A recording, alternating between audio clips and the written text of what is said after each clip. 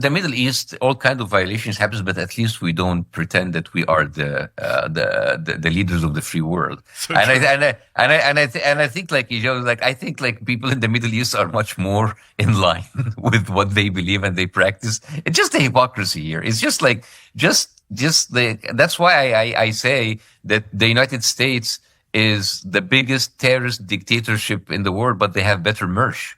They just have better PR. It's just like that. It's the way that they do it, right? They support genocide and they sponsor genocide and they do deportation and they just still can claim that they are the leaders of the free world. It's just like the hypocrisy kills me, right? And I'm kind of like, for me personally, I think I'm running out of countries, I just like, I mean, like I escaped from a country because I couldn't criticize my government. And now I landed in a country where I can't criticize someone else's government, which is very confusing. Yeah. So basically, people who came from different parts of the world, they would realize that they didn't really escape dictatorships. They just changed time zones. And we basically, all of us are running out of countries and we are basically fugitives with frequent flyer miles. So I think this is where we are in the world right now. And when I talk to Muslims, Bاسم, all I hear from people is like, what's your plan B? Where are you going to move to? You're going to move to Dubai? You're going to move to Malaysia? You're going to move to Turkey? You're going to move to Canada? And there's a lot of people who are like, if you're going to live in a dictatorship, I want to live in a Muslim one with halal food. If you're against the foreign policy of the United States, if you have, what's the phrase? I wrote it down. Serious adverse foreign policy consequences. That's what they've used against Mahmoud Khalil.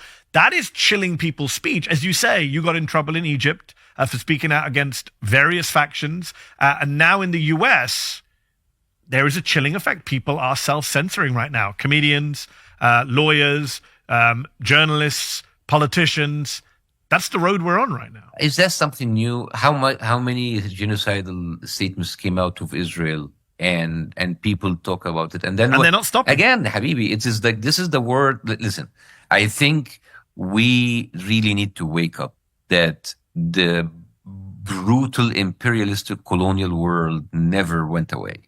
And the honeymoon that we had after Second World War, thinking that there is something as international law or the Geneva Conventions or the whatever treaties and human rights declaration doesn't really apply they never applied. And then we thought that it would, but it never did. You understand that those people that they have the military power, like America on a global level and Israel on a regional level.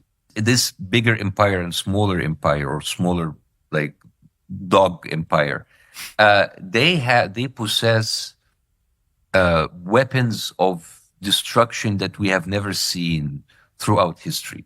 I think these people are in a way was like, we have all the power. Why should any laws apply to us?